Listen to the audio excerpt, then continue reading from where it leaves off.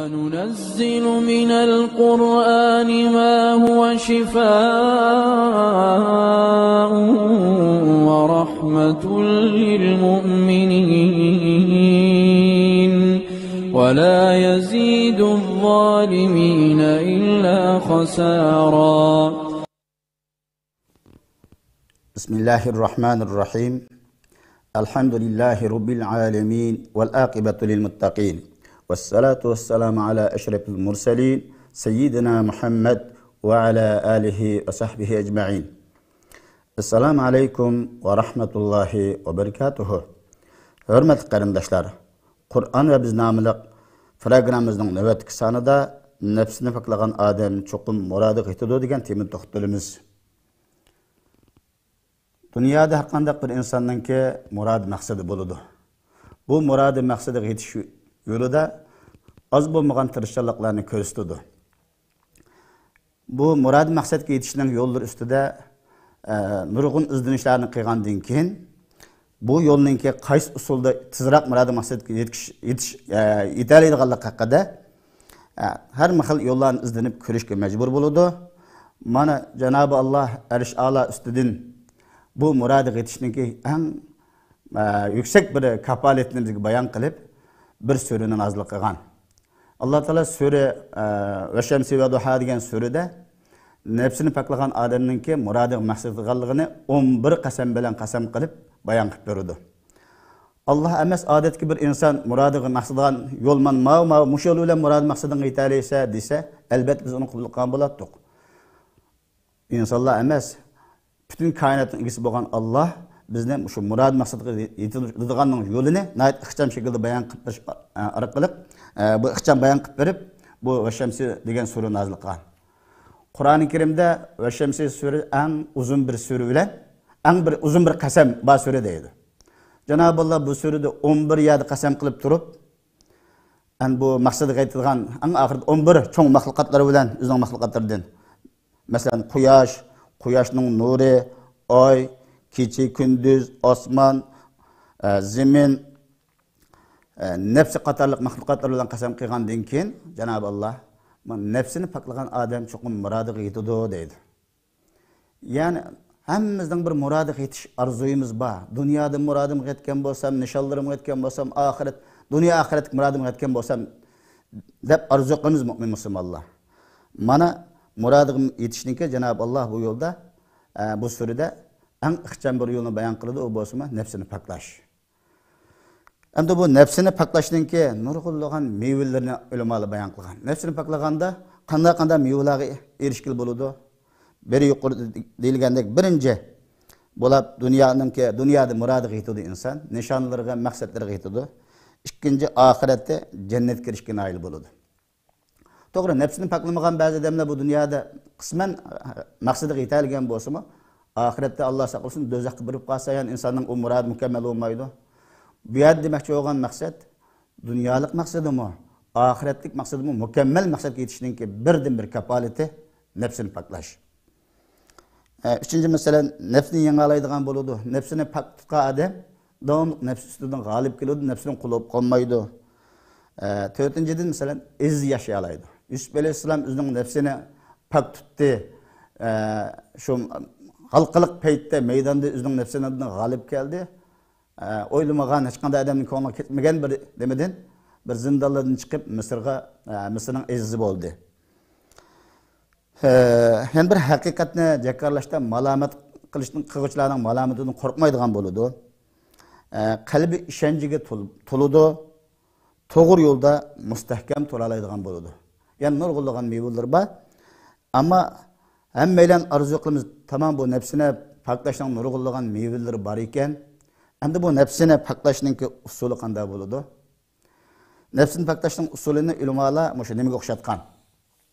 Bir bina selish, qurilish selish bosqichiga o'xshatgan.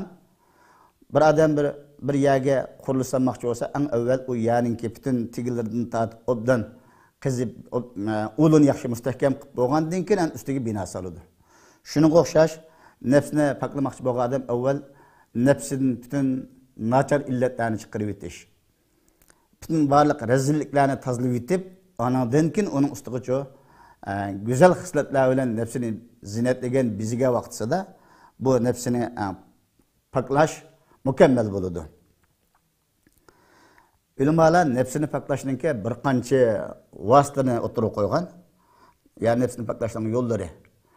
Nefsini paklashning şu kadar ahamiyati bor ekan, bu dunyoda maqsadimiz yetganmiz oxiratda jannat kirish bilan taxama, do'zaxdan qutulib jannat kirish bilan o maqsadimiz mükemmel bo'ladi ekan. Unda bo'lganda nefsimizni paklashda qaysi usullarni qo'llanamiz? Qaysi vasitlarni qo'llanamiz? Birinchidan ulamolar aytgan tavhid. Tevhidi mustahkam bo'lmagan insonning qalbining paklash mükemmel bo'lmaydi. Har qanday bir mu'min musulmon nefsini paklasam bo'ladi deydi ekan, cho'qim o'ziningki tevhidini mustahkamlash to'g'ri keladi. Yuqori degandek, tevhidni mustahkamlash uchun qalbidan butun shirk ketadigan, riyo, sum'at, mushunda manmanlik qilish, bütün raziklarni chiqarib tashlab, unga tevhid, Allohning rasuli ko'rsatgan shaklda tevhid bilan qurollanish to'g'ri keladi. Tevhid bilan to'g'rilangan insonning qalbi paklanishning birinchi yo'li mustahkam bo'lgan bo'ladi. Tevhid bo'lmasdan qalbining paklanishidan eg'izish mumkin emas. Undaqda ba'zi savollar tug'ilib biladi. Nurg'ulgan tevhid bo'lmagan odamlarmi o'zining hidoyati, go'zalligini, qalbining yaxshiligini da'vo qiladi-ku, u bir da'vo xolos. Ammo haqiqiy qalbining go'zalligi, nafsning pokligi tevhid bilan bo'ladi. İkinci, ko'p duo qilish. Bu nefsinin pak bo'lishini Cenab-ı Allah'a tilab, Allah'a yalvarıp dua qilish. Bulupma Peygamber sallallahu aleyhi ve sellem o'qigan duosi var. Peygamber Aleyhisselam'ınki mush duoni o'qish. Allohumma ati nefsi Allahumma ati nefsi taqvaha ve zekkaha ent hayru men zekkaha degan bir duosi var. Ey Allah, nefsimizga taqvolik bergin, onu pak qilgin. Sen onu en yaxshi pak qilg'uchisan, sen onun igisi ve medetkarisan degan duoni ko'p o'qib turishimiz kerak. Chin qalbimizdan. Üçüncü, Kur'an-ı Kerimni fikir yurgizib, astoydillik bilan o'qish. İnsanın nefsini paklaydigan amillarning biri. Allah Teala Kur'an-ı Kerim'de "Ellezine ataynahumul kitab yetlunahu haqqa tilavatihi ulaika yu'minuna bih" deydi. Yani biz ata qilgan kitobni tegishlik ravishda o'qiydiganlar bor, ana shular uning ishinidir. Tegishlik ravishda o'qishning ma'nosi Qur'oni Kerimni fikr yurgizib turib o'qish, o'qig'iniga amal qilish, astoydillikdan o'qigan bo'ladi.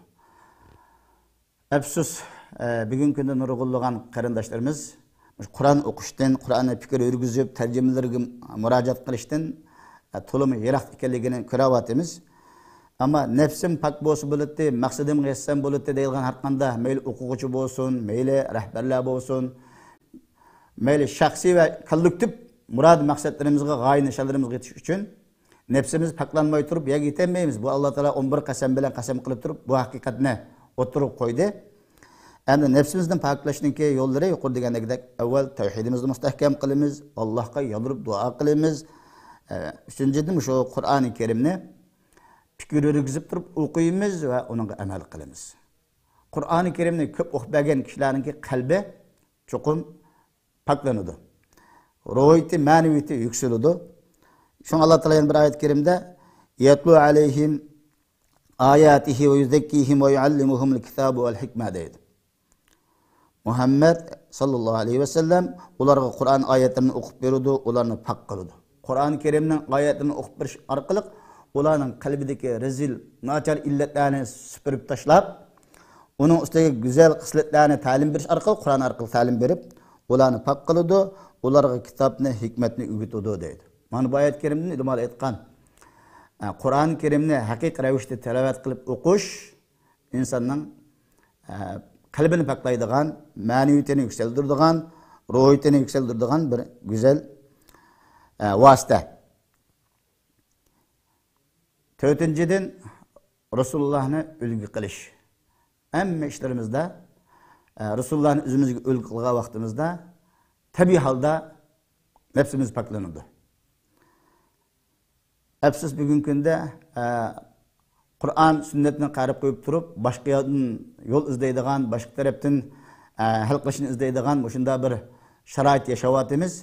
Ammo har qanday bir inson Qur'on va hadisga qaytadi ekan, muradi maqsadga yetish uchun qalbini mana mush orqali paklay oladi deydi.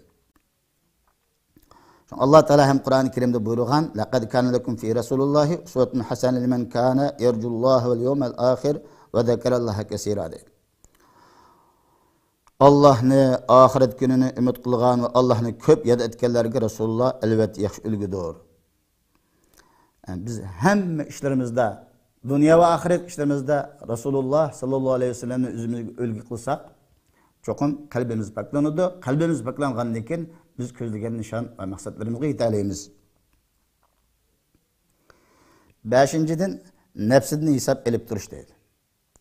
Günde kılgan işlerden hesap elip turgan insanınki kalp nefsi pak boludu. Soň Allah Taala hem nefsini hesap elip turuşga buyurup, ragbatlandırıp mundaq deydi. Ya eyyuhellezina amenuttaqullah vel tanzur nefsun ma qaddamat ligad. Ey müminler Allah'tan korkunglar. Her adam kıyamet günü için yaxşı amellerden nimelerni kılganlygyga qarap baksın deydi. Peygamberden bir hadis degen aqil öz nefsinden hesap algan ölümden keyinki günler için amel kılgan kişi. Aciz şu nefs haşığı birilip ketken Allah'tan kork arzularını kütken kişidir. Şuna biz nefsimizden hesap alalısak, hesap elip dursak Allah'tan korkka vaxtlarımızda yani çokum bizim kalbimiz paklanıdı. 6-den ölüm ve kıyamet gününü eslep duruş. Kur'an-ı Kerim hadis-i şeriflerde insanga ölüm kıyamet gününü köp esletilgen. Kur'an'ın nurgulluğun ayetlerde şu cennetinin, dözeknin, ölümnin kısları kilodende. Yani bu arkalık müminlerin şu kalbi pak bolsun için Allah Teala. Bendilerini paklaş için moşinacık bayan kıp bergen. Peygamber sallallahu aleyhi ve sellem her bir münasibetlerde bulup mu şu ölüm itim işlerde, ölümni defne kılış sorulurda bu toğırlık köp nasihat kılattı kişilerge, talim terbiye beretti. Şu arkalık ulanın şu kalbini paklaydı. 7. Sevirlik buluş. Allah'ın ayetlerine cezmen işiniş kalbini paklaydigan amillarning yana biri. İnsan sabrlik bo'lish bilan nefsini yengalaydigan bo'ladi. Uni haromdan cheklab taat ibodatlarga o'zlantira oladi. Nefsini paklash sabr qilishni taqozo qiladi. Sabr qiluvchilarga hisobsiz ajr beriladi. Alloh taolo Qur'oni Karimda innama yuwaffas sabirun ajruhum bighayri hisab deydi. Faqat sabr qiluvchilarga ularning ajri hisobsiz beriladi deydi. Yani biri Allah Teala'nın ayetlerine cezmen işiniş kalplerini şeytanın vesveselerinden çıkarıp taşlaydı. Allah'ın ayetlerine işinimiz deyimiz, yani tereddüt işiniş o menfaat kılmaydı. Çokum, şeksiz diyen ayetlerine işinip mansak, şunun amel kılsak kalbimiz paklanıyordu. Şunun için sevri kılgan Allah'ın ayetlerine cezmen işengeller dinde doğru yol körüstüdüğen pişvalardan sanalgan. Allah Teala bir ayetken mundaq deydi. Ular külfetlerge savr kılgan bizning ayetlerimizge cezmen işengen çağda ulardan bir kısım kişilerini bizning emrimiz bilen doğru yol körüstüdüğen pişvalar kıldık deydi. Pişva rehber buluş için savrlik ve Allah'ın ayetlerine cezmen işendiğen buluş gerek. Mana savr ve cezmen işengenlerinin kalbi pak buludu. Kalbi pak boğallarının ki çokum murad maqsadiga g'oya nishonlarga yetalaydi. Cenab-ı Allah hammalarini murad maqsadiga yetadigan qalbi pak bo'lgan kishilarning jumlasini qilsin. Va axiru davana anil hamdulillahi robbil alamin.